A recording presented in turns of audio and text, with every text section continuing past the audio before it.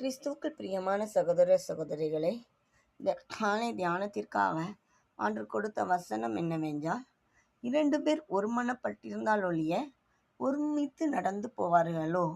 ஆம் பிரியமானவர்களே, இந்த வசனத்தில் சொல்லப்பட்டிருக்கிறது என்னவென்றால், 2 பேர் ஒருமனப்பட்டிருந்தால், இந்த உலகத்தில் 2 பேர் மட்டும்தான் ஒருமனப்பட முடியும் ஒரு காரியத்திற்காக. அது யாருன்னா ஹஸ்பண்ட் அண்ட் ஒய்ஃப். அவங்க 2 பேர் மட்டும்தான் ஒரு காரியத்திற்காக ஒரு மனமாக ஜெபிக்க முடியும்.